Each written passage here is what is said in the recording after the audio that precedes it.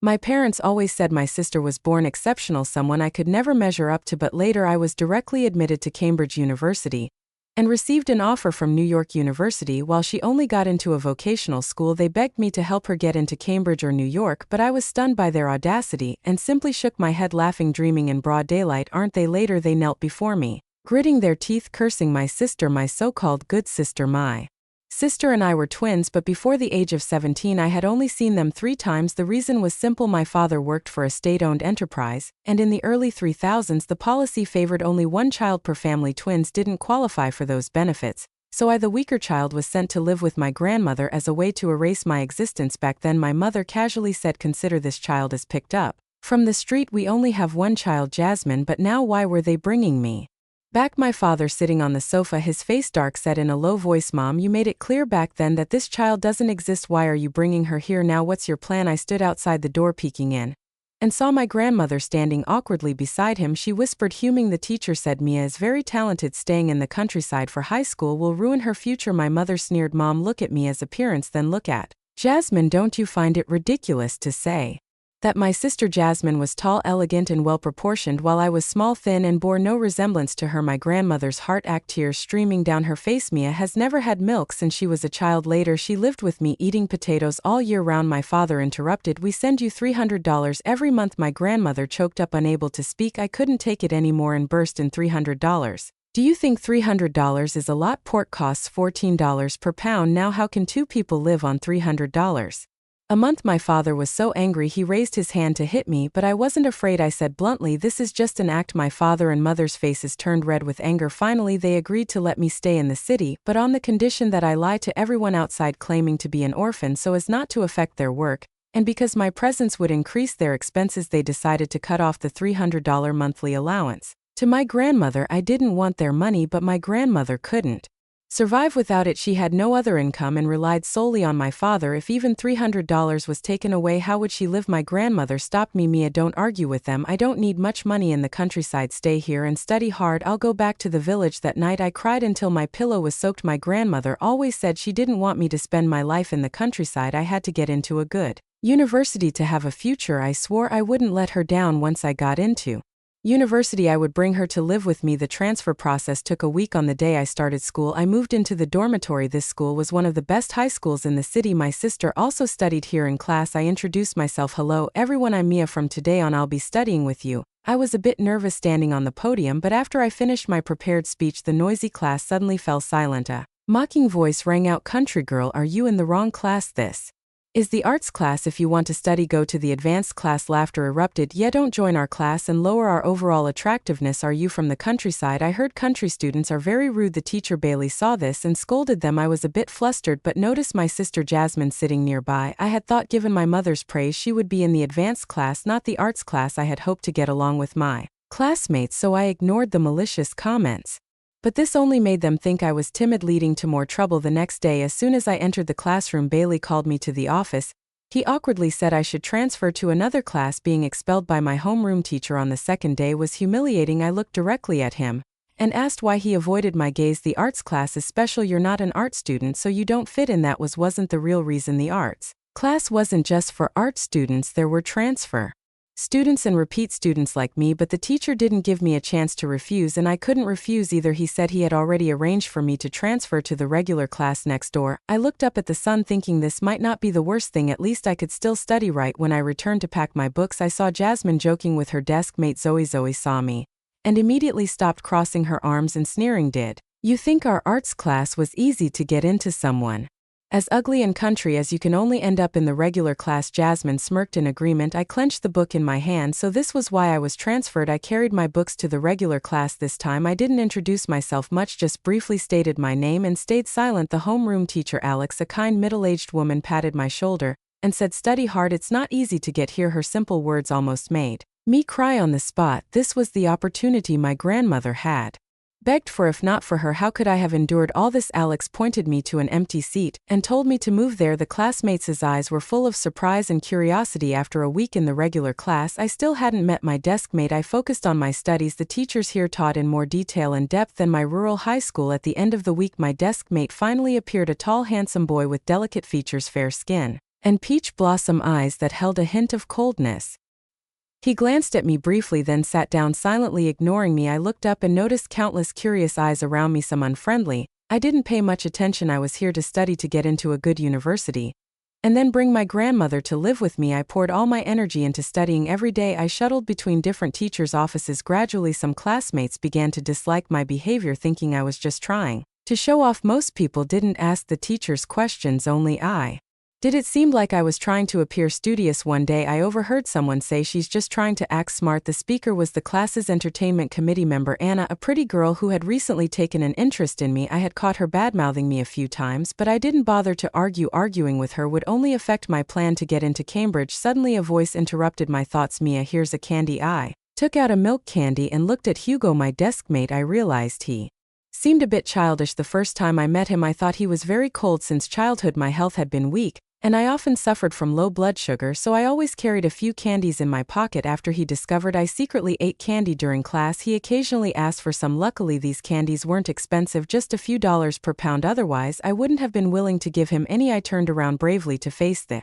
angry gaze behind me, only to see Anna quickly lower her head. I frowned, no longer paying attention to her. Hugo poked me again, and I took out a test paper. I quickly searched for my answers. Hugo wanted to explain the problems to me. I always felt that although he seemed like a poor student on the surface, he was actually a hidden expert. Every time he explained a problem, my thinking became clearer, and I understood quickly. The midterm exam was approaching, and I was also looking forward to the first long holiday. Previously, the holiday for 12th graders was only one day, and I stayed at school, but this time the school gave us 5 days off and didn't allow us to stay. I had no choice but to go home, the home of the Hu family. I really wanted to go to my grandmother's house, but I didn't have the money. My father didn't give me a single cent. The small amount of money I had was partly a reward from my high school, and partly given by my grandmother. As soon as I stepped out of the school gate, I ran into Jasmine, accompanied by Zoe and another female student. "Oh, Mia, where are you going?" Jasmine asked. "Your parents are so kind. Even the child your grandmother picked up is treated well, but Jasmine taking her money is just charging her for room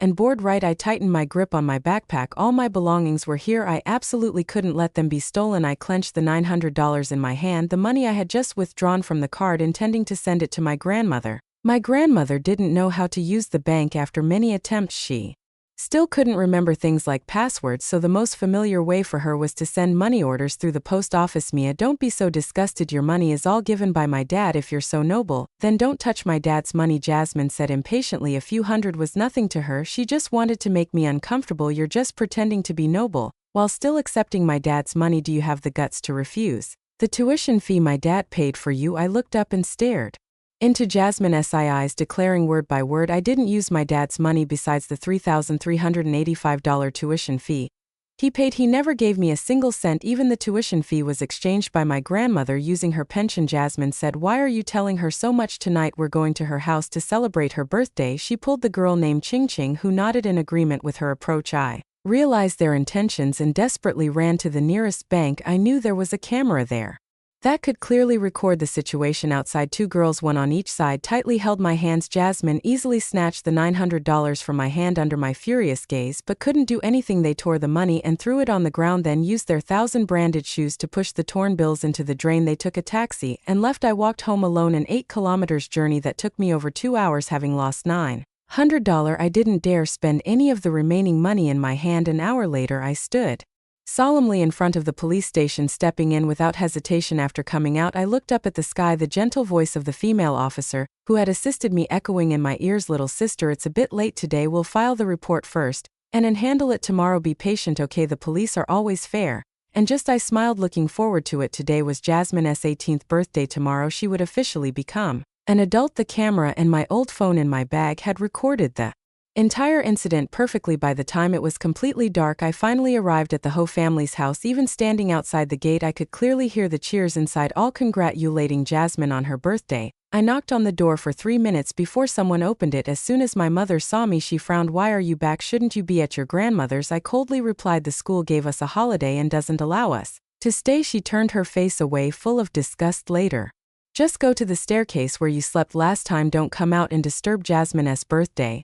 I walked straight through the living room back to the cramped hot staircase corner, ignoring the malicious gazes behind me. When the outside finally quieted down, my mother knocked on my door. "Jasmine's birthday party is over. Later, come out And clean the dishes. Remember to wash them thoroughly and disinfect them. After saying this, she didn't care about my reaction, yawned, and went back to her room. I didn't bother to get up when the outside was completely quiet. I tidied up my clothes and went to wash my face. The cold water splashed on my body made me even more alert. My mind was filled with chemistry knowledge I had reviewed in the morning. I missed my grandmother in the past. She would cook longevity noodles for me on this day. This year would surely be no exception. Finally, I fell asleep with a smile because I was looking forward to tomorrow. The next day, as expected, my mother stormed into my room furious. Mia, did you cause trouble? Jasmine is still a high school student. What will happen if she has a criminal record? You're so vicious. Following her, my father, who had always looked down on me and rarely spoke to me, also spoke up. Go withdraw the lawsuit now. Say that the money was given to Jasmine by us. You didn't give it, so she got angry and tore the money. My mother also came to her senses. Now the most important thing was to salvage Jasmine's reputation. You also need to go to the neighborhood committee and the school to clarify that it was all a misunderstanding. I replied bluntly, no, she deserves it. She's an adult. Doesn't she know that destroying property is a crime? I raised my eyebrows and said decisively, they might not know, but I from the countryside was known as the desperate third daughter no one dared to mess with me. Otherwise, how could my grandmother and I, one old and one young, survive on $300 at this point? My father looked at me with cold, narrowed eyes full of danger. If you don't withdraw the lawsuit, besides the fine, don't expect to get a single cent from me in the future for you and your grandmother. He thought he had grasped my weakness, but I just smiled disdainfully. I looked at my mother standing beside him. Do you think I've received any money from you since the start of the semester? My mother, flushed with anger, immediately shouted, how could there not be $1,501 every month? I personally gave it to Jasmine. Wrong, I said, squinting sharply, staring at him. You've deceived my grandmother again, haven't you? Hearing this, my mother's eyes immediately avoided mine, stammering, unable to speak. My father hardly changed the subject. How could I deceive your grandmother? What's mine is mine. I'm her only son. Everything will be mine in the future. He gritted his teeth, emphasizing the word only. Do you admit your mistake or not? I temporarily set aside the doubts in my heart. Besides the old house and the land in my grandmother's hands, what else was worth targeting? I kept a calm face. I'm not wrong. The police always represent justice. They won't wrong anyone. Seeing my stubbornness, my father's eyes turned cold and gloomy. Then today you've also turned 18. You can go out and fund for yourself. I hugged the pile of clothes I had brought from the countryside and stepped out of the Ho family's house.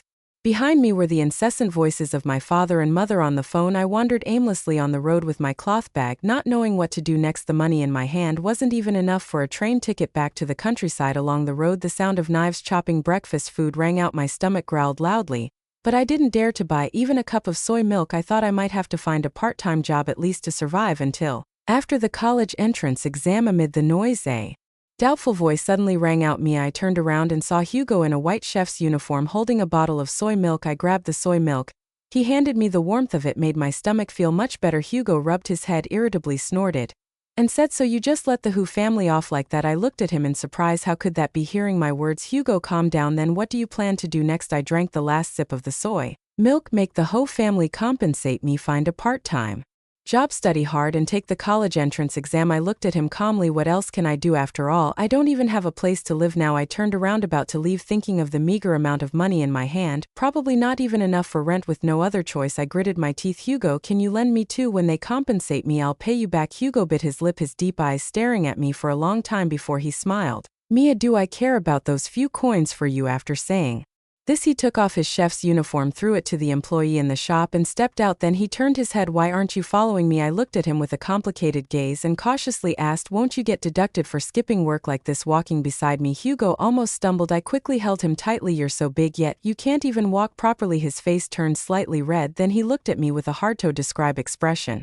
Who told you I work for someone else? Hugo threw me a bunch of keys. Any room is fine. It's cleaned every day, not dirty. Looking at the luxurious villa, I didn't dare to say anything about paying rent. Even if I sold myself, it wouldn't be enough for a day's stay here. I casually chose a guest room. After taking a shower, I lay on the soft bed, feeling an unusual sense of peace. The next morning, I woke up hesitating. This wasn't my home. Should I make breakfast? At this moment, a small noise came from the kitchen. The gentle morning sunlight was incredibly soothing. Hugo brought out 2 bowls of wands. The aroma made me swallow my saliva. What are you standing there for? Come over and have breakfast. The wands were delicious. A doubt flashed through my mind. Why was Hugo selling wands on the breakfast street? My mother used to support the whole family by selling wands. I didn't dare to ask further because I saw a black and white photo in the living room. The woman in the photo wasn't particularly beautiful, but her face was kind. Hugo also had no intention of Explaining more just lazily stretched his peach blossom eyes slightly narrowed. You can stay here with peace of mind. The house is big with many rooms, no need to pay. We'll figure out the rest after the college entrance exam. So I stayed at Hugo's house. My current situation left me no choice. If I had a reliable place to stay, no matter how difficult it was, I wouldn't have bothered Hugo, whom I had only known for a few months. On the third day my mother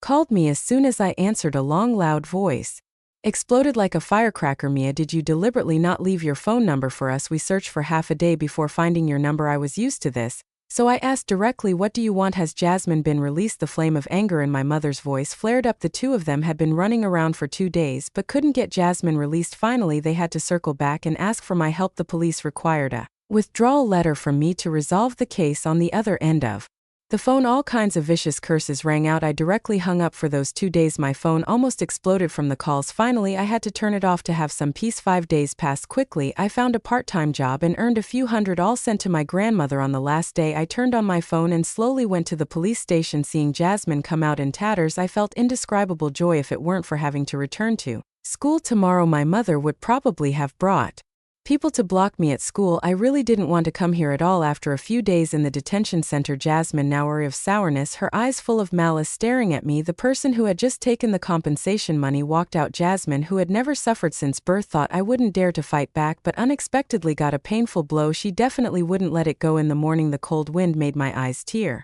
up. Get on, I'll take you. I looked at Hugo in surprise. He was so rich, yet he still rode a bicycle to school. The bike was quite fancy with an extra seat attached to the back, probably installed by him. Under Hugo's urging, I got on the back seat. The morning breeze was refreshing. Hugo suddenly asked me, you're so ugly, how do you plan to find a boyfriend in the future? I was annoyed for no reason and replied, anyone will do as long as they're not a lazy poor student like you. Hugo was silent for a moment, then asked, do you have to find someone who's good at studying? Can't someone who's not good at studying also take care of the family? I said seriously, in my hometown people with money are all good at studying. Besides, my grandmother would never agree to me marrying someone illiterate. Hugo fell into thought, not knowing what he was thinking, just humming softly. Arriving at school, as expected, Jasmine had been released. They seemed to be waiting for me, their eyes full of resentment, as if they wanted to pierce through my clothes. As I walked past, Jasmine leaned close to my ear, gritting her teeth. Mia, just wait. She was indeed sick. Her twisted face was clear from a distance. Hugo, who had just parked his bike, frowned at the scene. What a bunch of idiots. I couldn't help but laugh. Normally Hugo was quite cold in front of others. This was the first time I heard him say such things. Entering the classroom, Anna still looked at me with hostile eyes. Then she sneered, Mia, you're a transfer student from a rural school.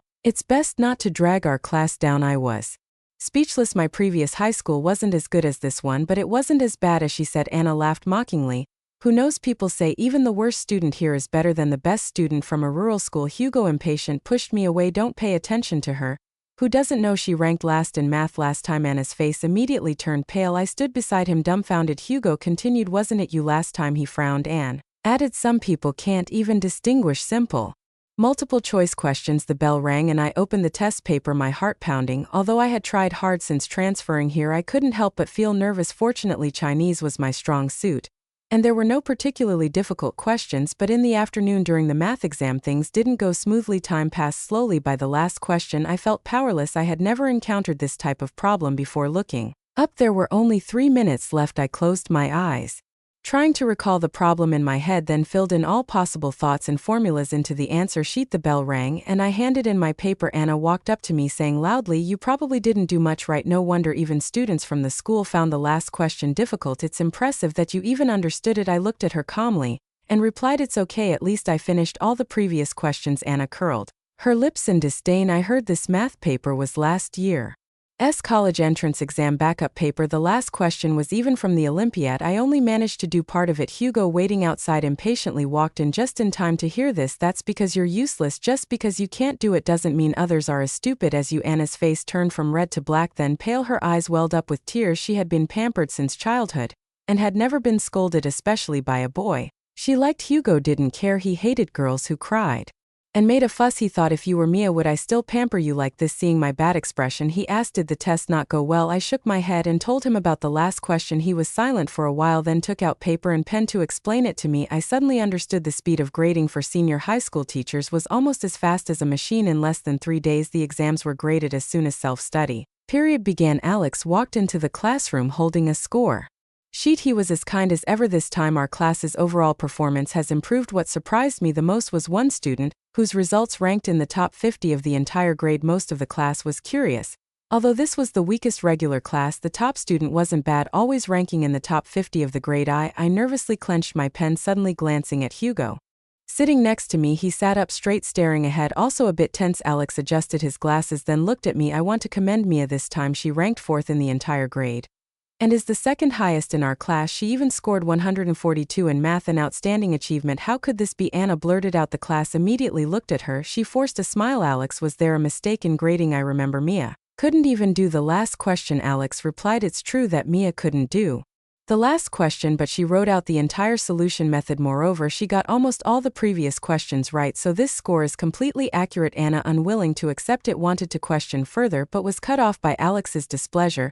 He continued to commend other students, including Hugo. Although your results aren't exceptionally high, you've improved a lot. However, Hugo's expression wasn't good. He just sat there in a daze, staring ahead. After the midterm exam, the school required a parent-teacher meeting. Only Hugo and I didn't have parents attending. I was calm because how could I call my grandmother? Hugo was still nonchalant. Once I heard him yelling into the phone, my business is none of your concern. If you dare to come, I'll kick you out. In the hallway, I accidentally ran into my parents. I saw my mother comforting Jasmine. Jasmine, why did your grades drop this time? I saw you only ranked 39th in the arts class. There are only 45 students. Ranking 39th is almost at the bottom. Jasmine said irritably, if it weren't for what happened last time, my grades wouldn't be this bad. Although the incident of Jasmine stealing my money wasn't a big deal, some teachers knew about it these days. Their eyes, when looking at that group of students, were full of strangeness. My mother's expression wasn't good either. They had begged many connections, and all their close friends knew about it. Some even secretly gossiped that their daughter had been detained, all because of me, the troublemaker. Jasmine's eyes inadvertently stopped on my figure ahead. She mocked. Mia, what are you doing here? No one came to the parent-teacher meeting for you, right? Her face was full of triumph, continuously spitting out sarcastic remarks. My parents, beside her, also coldly looked at me as if they didn't know me. With your shabby school, how could you get high scores? You didn't dare to call your family because you're afraid of losing face, right? I didn't want to explain. At this moment, Hugo walked over. Mia ranked 49th in the entire grade. If that's not good, then what is your nameless achievement? Jasmine couldn't believe it, widening her eyes. Impossible. The honor roll definitely doesn't have her name. In fact, she hadn't even had time to look at the results during the entire exam. She only thought about how to get back at me later. My parents were stunned. Was this the daughter they had abandoned early on? What my father thought I didn't know, but I felt this result wasn't good enough. Ranking 49th in the entire grade, it was still very difficult to get into a good university after the midterm exam. Besides my part-time job, I poured all my energy into studying. I studied more frantically than before since the ranking was announced. My classmates' attitudes toward me changed a lot. Anna also gradually started talking to me about problems, except for Diana, who still disliked me and often used a sarcastic tone in my ear, but was always refuted by Hugo. She was extremely angry but didn't dare to confront Hugo directly. My grade kept improving. In the final exam, I ranked 2nd in the class. The top student was Hugo. To be honest, I wasn't surprised at all. I knew he was very smart. On the first day of the winter holiday, while I was working part-time, my father called me, come home and stay. Don't follow those improper people. Staying at someone else's house is embarrassing. His commanding tone gave me no chance to refuse. I laughed angrily. Who did he think he was? I had been outside for months and now he said it was embarrassing. Without thinking much, I hung up unexpectedly. He called again. As soon as he spoke, he said, your grandmother is back. She wants to see you. I arrived at the Hu family's door, my mood mixed. I had once thought I would never return here. The person who opened the door was my grandmother. She was wearing my mother's apron, holding a cooking ladle. Grandma, why are you here? Did they force you to work? Looking into the living room, the family of 3 was chatting and laughing. The anger in me flared up. It's okay, I'm used to working in the countryside. Coming here, I'm too idle, so my body aches. Since you're here, come in. My mother's indifferent voice coldly looked at me. From now on, stay home. Your grandmother won't go back to the countryside either. At the dining table, my father declared decisively. I became even more uneasy. Could my parents be so kind? Why did they suddenly bring my grandmother here? Seeing me bow my head and not speak, my father thought I had agreed. Our house has no extra rooms. You'll still stay under the staircase. Your grandmother will stay in the storage room. My mother continued, you can't stay idle at home. I won't make you do much, just tutor Jasmine every day when you come home. I looked up at Jasmine, wanting to see their reaction. Sure enough, Jasmine was very angry, but was restrained by my father's gaze. Jasmine has been studying art with a famous teacher recently, and her grades are very good. Don't drag her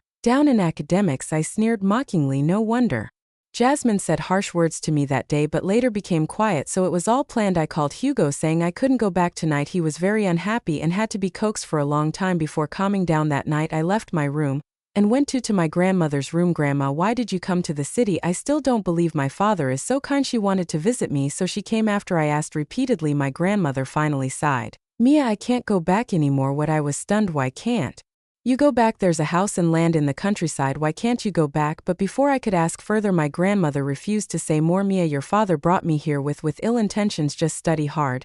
He also said he would pay for your university tuition. I knew asking my grandmother wouldn't yield anything. Recalling Jasmine's angry and smug expression today, I decided to get the truth from her. The next day at school I chose the right time to meet Jasmine. Please, sister, tell me.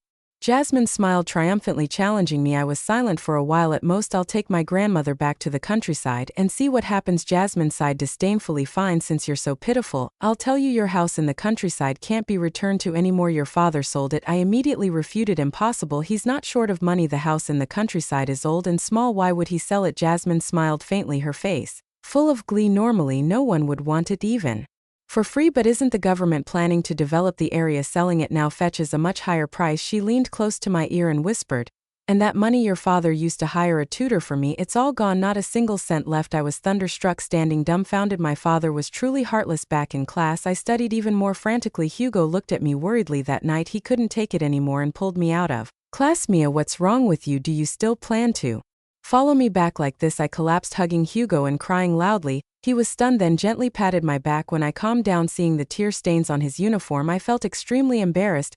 He didn't mind, just lightly touched my forehead. Mia, you're such a fool. Why didn't you come to me? If something happened, this problem is easy to solve. I looked at him in confusion. People like my father care most about reputation, right? Otherwise, why wouldn't he acknowledge my identity after bringing me back, even telling outsiders I'm an orphan? Hugo's calm eyes, the corner of his mouth curled into a cold smile. This kind of person is the easiest to deal with. As long as you grasp their weakness and adjust the degree appropriately, they won't dare to do anything to you. I suddenly understood. I thought I had reached a dead end, but there was still a way out. Unexpectedly, Hugo paused, then continued, moreover, even if you turn against him, I'll always be here waiting for you. My face suddenly heated up. Inexplicably returning to the Ho family's house, my grandmother was cooking in the kitchen. The three Ho family members were still sitting in the living room chatting and eating fruit just like yesterday. I directly said, if you don't return the money from selling the house to my grandmother, you'll bear the consequences. My father glared at me, as if wanting to devour me. There's no such thing. His gaze directly, not afraid at all.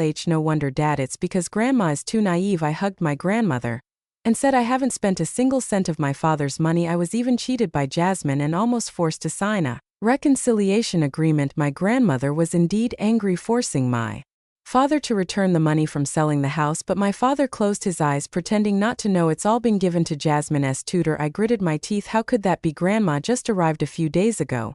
And you've already sold the house, my father coldly said. If no one was waiting, do you think I would have brought your grandmother here so quickly, barefoot and not afraid of wearing shoes? I immediately got angry, grabbing Jasmine. If you don't think of a solution, wait to be disgraced at school, forcing adults to sell their house to pay for tuition. Who wouldn't gossip about that? My father pushed my hand away, looking at me maliciously. How dare you? Why wouldn't I dare? As long as I'm desperate, no one can threaten me. My grandmother didn't dare to say anything from beginning to end. Only after everything was settled did my father agree to find an old house in the city for my grandmother, but we had to sign a contract stating that the house would belong to my father in the future. I agreed. I never coveted any of my grandmother's property. I just worried she wouldn't have a place to live in her old age. My father also set a condition: I had to tutor Jasmine in academics, requiring her to rank in the top 100 of the grade. I refused immediately. Jasmine's brain is completely untouchable. Jasmine, already angry when her parents set the condition, was now even more infuriated by my disdain. She completely exploded, turning around and slamming the door to her room. I don't need her to tutor me.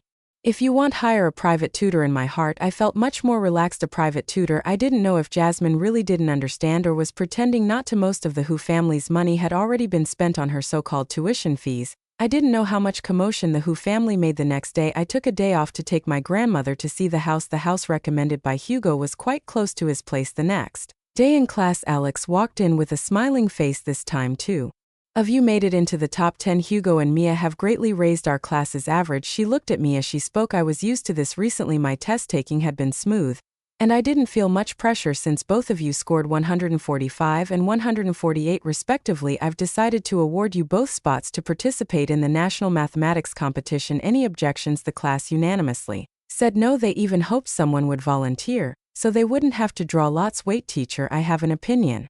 It was Anna. She provocatively looked at me. Alex hesitated for a moment, reminding her this competition requires passing the school and provincial preliminary rounds. We mainly rely on this exam's results, but Anna didn't understand her good intentions and confidently said, I know, teacher. Alex couldn't take it anymore. Anna, your math score this time isn't very good. But Anna still didn't understand, insisting on registering. Alex helplessly said, Anna, you scored 68 in math this time. Anna's face immediately turned pale. Normally her math scores weren't high, but this time she felt she wasn't that bad. Seeing my high score, she thought she wasn't much worse than me. The whole class burst into laughter. Anna glared at me. I glanced back, thinking, you only pick on the weak. That afternoon Alex required us to attend a newly established tutoring class every day from now on. These days my grandmother and I stayed in the small house we had just bought. Since then, my father never visited again. I sat on Hugo's bicycle passing by a small alley and accidentally saw a familiar figure next to a trash can. The person was hunched over picking up plastic bottles from the ground. My nose suddenly stung,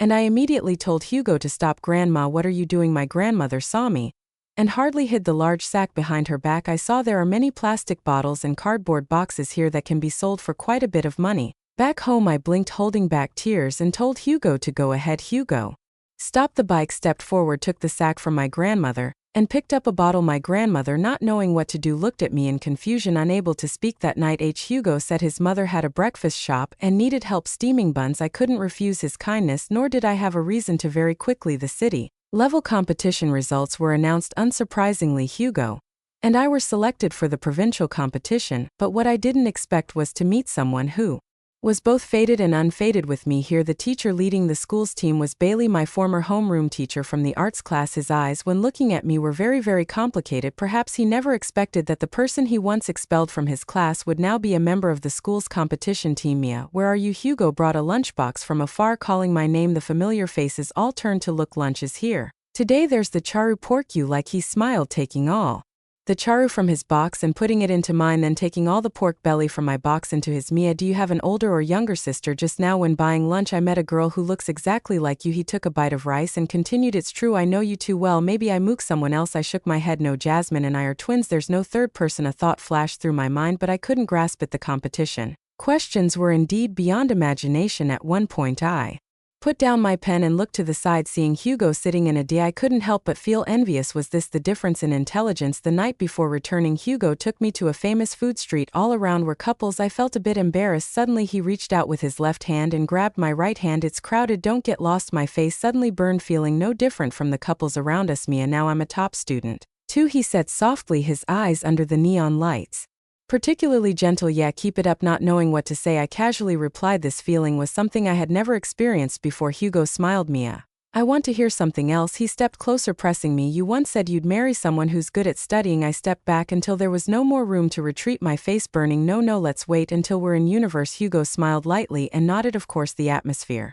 became increasingly strange. Just then a girl passed by, breaking the awkwardness. Wait for me. The boy in front walked very fast. The girl hurried to catch up. After walking a distance, the boy noticed the girl had fallen quite far behind. He frowned, muttered a few words, then turned back to hold her hand. The sweet smile on the girl's face was so obvious that everyone could see it. The boy's mouth complained, but his eyes shone with an indescribable gentleness. The ordinary scene between them surprised me because the girl's face was 80% similar to mine, only she looked much happier than me. Hugo, puzzled, said, it's her again. She's the girl I met on the high-speed train, very similar to you. I nodded blankly. Could there really be people who look so alike in the world? Not thinking much more after returning to school, the days passed quickly. On the day the competition results were announced, I received a $5,000 reward from the school for ranking third. First place was Hugo and second was a boy named Chris. The name sounded familiar, but I couldn't remember where I had heard it. When the school leaders announced that this math competition was organized by prestigious universities nationwide to screen talents, the top 50 students would receive admission offers from top universities. Only Hugo and I from our school received offers. Hugo's offer was from Harvard University,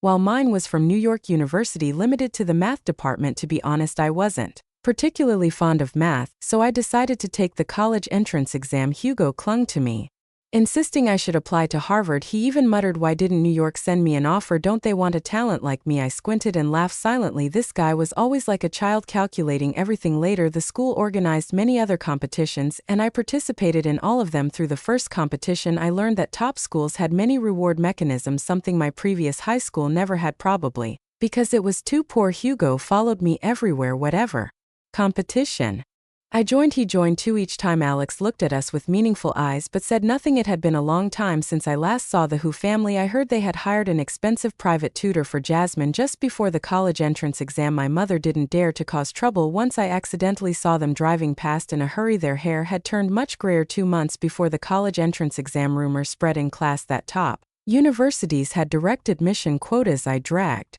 Hugo to the office to find Alex. "Teacher, do our school have direct admission quotas?" Alex was very happy. In previous years our school didn't, but this year our competition results meet the criteria for direct admission. Before we could say anything, she continued, "It's all thanks to you two. From now on our school will have the opportunity to participate in direct admissions regularly. You two quickly prepare your documents to register for the direct admission exam." Hugo refused because he had already received an offer from Harvard and said he wanted to give the opportunity to someone else, but he took out all my certificates and documents along with Harvard's offer and handed them over to the school. Half a month later, my direct admission application was approved. I had to go to the university to take the direct admission exam. Hugo took a leave of absence to accompany me to Harvard. On the way, he was more nervous than me, constantly asking if I was thirsty, then telling me not to drink too much water for fear I wouldn't be able to hold it during the exam. The direct admission results were quickly announced. Hugo was more nervous than me. Only when he was sure I had been directly admitted did he breathe a sigh of relief.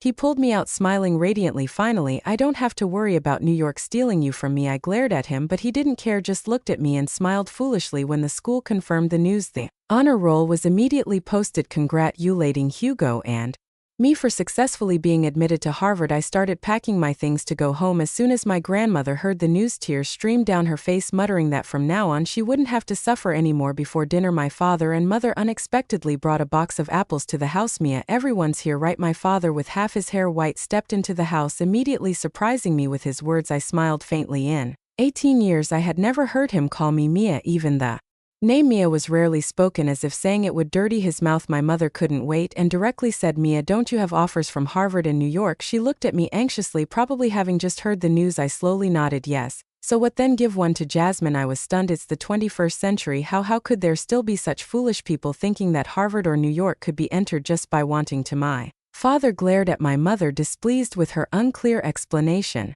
then clarified, "What we mean is when you accept Harvard or New York, ask them to admit Jasmine too." My mother quickly nodded and added, "Jasmine may not be good at academics, but she's very talented in art. We can't let her become a factory worker." Seeing me unmoved, my mother couldn't take it anymore and started cursing. "Why did I give birth to you? You're useless. Clearly, it's just a matter of raising your hand. Why won't you do it?" My father also began to show impatience. "Are you still holding a grudge?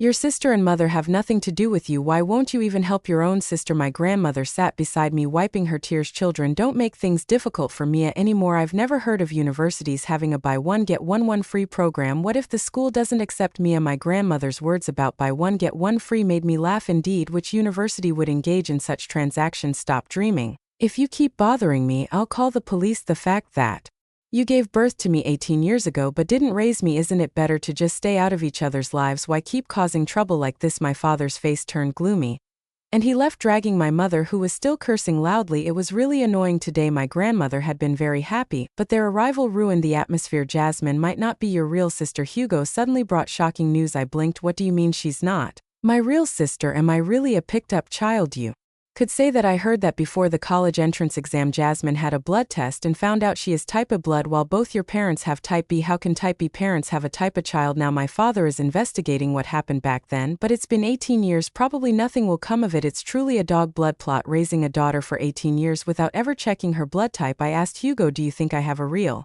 sister somewhere in the world?" Hugo played with my right hand. "It's possible. If she's your real sister, wouldn't she look exactly like you?" "I don't want anyone to look like me." Suddenly a face appeared in my mind, a face full of vitality and innocence, familiar, yet not. I also remembered her voice, not very similar to mine but very naive, as if she had never suffered. Hugo seemed to also remember that girl. "Maybe she's your real sister." I nodded, then shook my head. "I don't know, but I had a strong feeling about her. In fact, I already had an answer in my heart.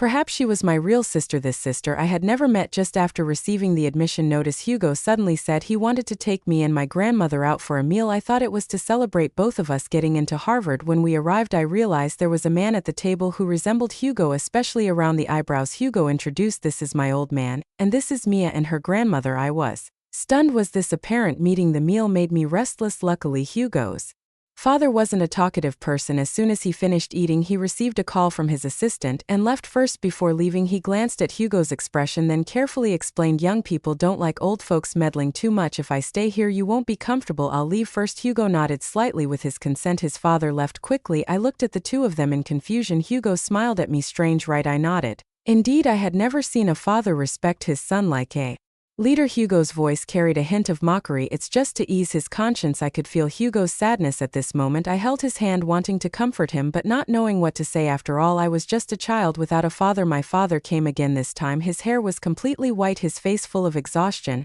as if he had suddenly aged 20 years. I didn't feel any heartache, only that it was self-inflicted. "Am I let me take you to school, okay?" I took a sip of warm water from the table to soothe my throat before speaking. "No need." "What does this have to do with us?" my father Hurley said. "How can it not? I'm your biological father." "I left a biological father who's never been on the same household register." He choked but still insisted, "Even if you're not on the same household register, as long as you acknowledge your grandmother, you can never cut off this relationship." I asked him, "What do you really want?" My father said, "It's nothing. Jasmine isn't our biological daughter. You are. We want to take you back." My mother immediately added, "That's right, you're a real daughter. Jasmine isn't." I looked at them as if watching a ridiculous play. Only now did they realize Jasmine wasn't their biological child. "If you want to find me at Harvard, have you never thought of looking for that real daughter?" My mother suddenly knelt before me. "Mia, I know I've wronged you. Jasmine is indeed ungrateful. I raised her for 18 years, spent all our savings, and in the end, she's not my biological child." Until now, in the eyes of everyone, including myself, I was still the orphan picked up by my grandmother. My parents left with dark faces, their backs full of weariness and loneliness. My heart felt heavy. I thought perhaps my blood ties were truly fragile from beginning to end. I only had my grandmother's family in the past I wanted but couldn't have now. I no longer wanted it. Hugo, holding a jacket, walked over. "Mia, do you want to go to school every day?" The gentle breeze blew past as the handsome young man approached from afar. I thought perhaps I was wrong just now. At least I still have my boy.